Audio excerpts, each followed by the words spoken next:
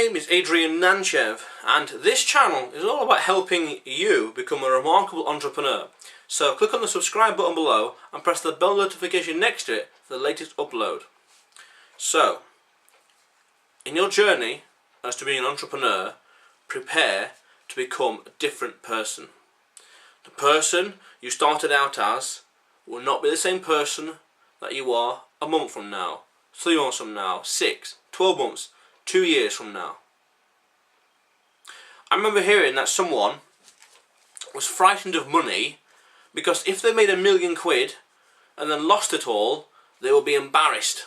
They would be shitting themselves. But they don't realise that in the process of making £1 million, you're going to be a completely different person.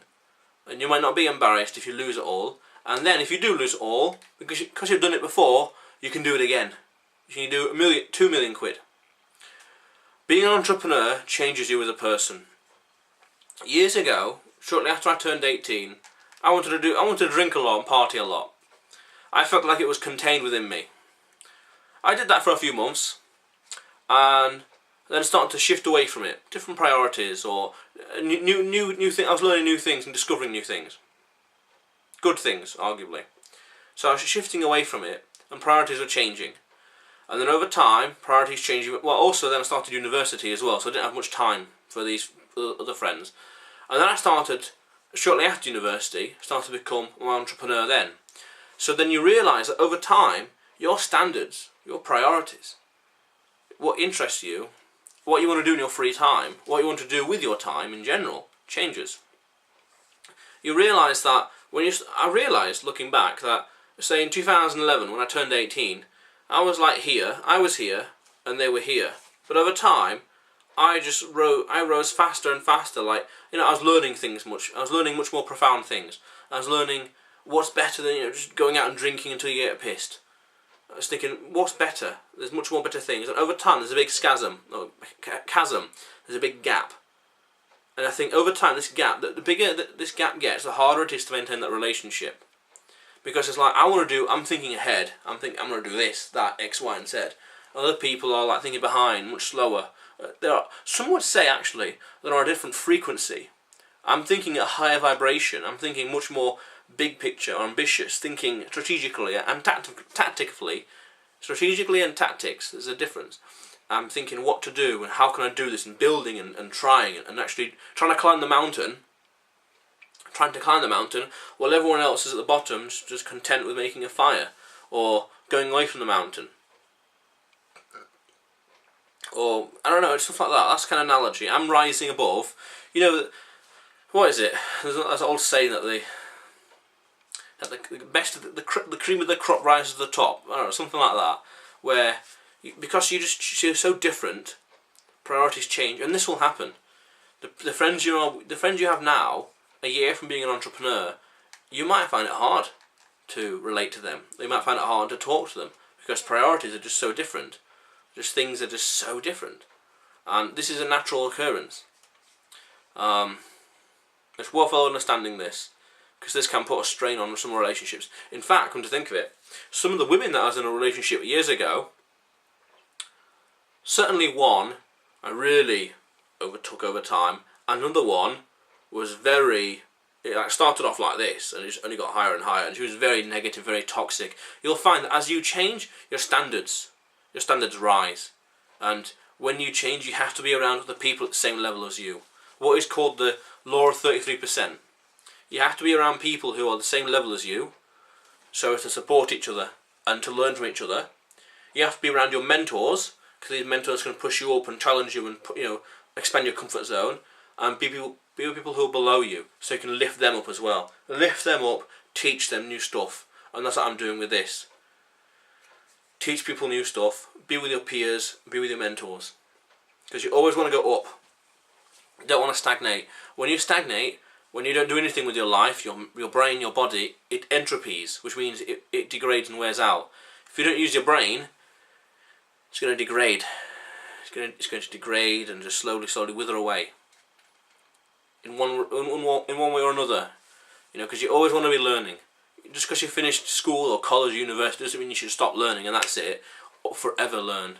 it's a little annoying when people ask me, "Oh, are you a student?" or "What are you studying?" And it's like, how to explain this? Like, the context is completely different. No, I'm not a student, but also at the same time, we should always be students, always learning stuff. When I go to a few months ago, when I went to a bookstore, I went through the entire store, and then I even asked if I can go in the back office, look at this massive piles of books. I'm looking for anything that's business or finance or money or advertising or marketing related. That one book that's worth like 10 quid, 30 quid on Amazon or something, but it's here for like £1, and it's like, grab it. Because that book has that one golden nugget that can change your life, and I can go from here to there, in like that. That's all I need to find it. And the guy who was working there was asking me, "Oh, what are you studying?" And it's like, I'm not studying anything, but you always want to be students. You always want to learn. You always want to be learning. This kind of idea that you will change as an entrepreneur kind of pins everything about entrepreneurship together. The people you work with, the things you do, the belief you have, you will change, and be prepared for that. The people that you used to hang around with, or the conversation you used to have before, you won't want to have them again. I've realised I'm on Myers-Briggs personality test. I'm ENTJ/ESTJ, so I'm commander/executive. So I now try to be very active and to the point. You know the DICE personalities, DIC. Dominant. That's it. Get to the point. What's the end result? How can we do this? How can we achieve that? Go, go, go. I used to be, I think, very... no. I'm not sure. DIC. I'm not sure, but I used to be very stable. I used to be the opposite of that. I used to be very calculating and meticulous. I need to know all the details.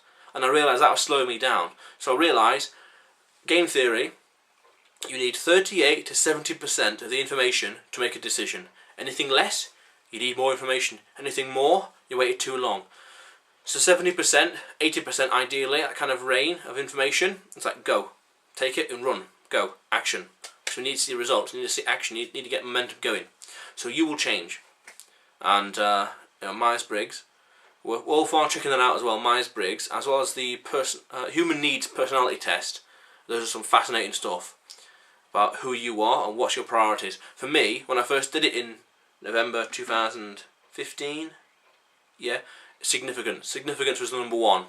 I think after that was knowledge, I think. So that's very, very telling, very telling. So be prepared to change as a person who you are. Be prepared for that. The conversations and the people and topics, I'm much more big picture now. I'm just thinking, here's the business, how can I tweak this? And well, it's just like, yeah, it's just 80+% of the people out there, small talk, no, ooh, a bit difficult at times. It's like, yeah, great, I want to talk big picture. Not small talk, I want big talk.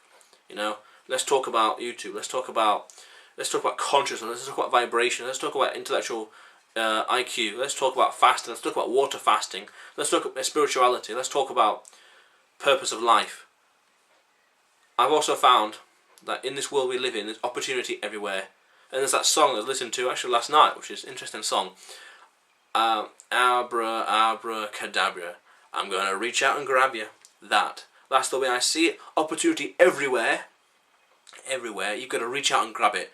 And unless you're the person that can actually physically reach out and have the self-belief to reach out and grab things, you're going to struggle to succeed. And actually, in August of 2014, when I was doing this like 1 week course with a charity about how to start a business and the basics of business, I doubted myself that I could actually succeed in it. I felt to myself, or when I didn't get a sale, I felt to myself, it was okay. I'm not allowed to make a profit, or it's okay. I'm cursed anyway. It's like there's no success, no success. So how do you justify that and quantify it to yourself? Well, I'm cursed. Well, I'm not allowed to make it. Oh, okay, that's why there's no success. And it's like an algorithmic growth is negative. You have to change that around, and I did in some ways. And it's like just skyrockets. Now it's like, what do you want to do? What do you want to do? Here's how we do it. Go. What are we waiting for? Yeah. How cool is that? So the question of the day question of the day is, what kind of person are you becoming? As I alluded to, I'm becoming very action orientated. Big talk, big picture. What can I do? I'm hanging around with mostly people who are my level. Three or so people my level. 1 or 2 people below me. About 1 person, two people above me. That's it. How cool is that? So, who is the person that you're becoming? Very important. What's also important is to press the subscribe button and click the bell notification next to it for the latest uploads. Until then, you see me again soon. How cool is that?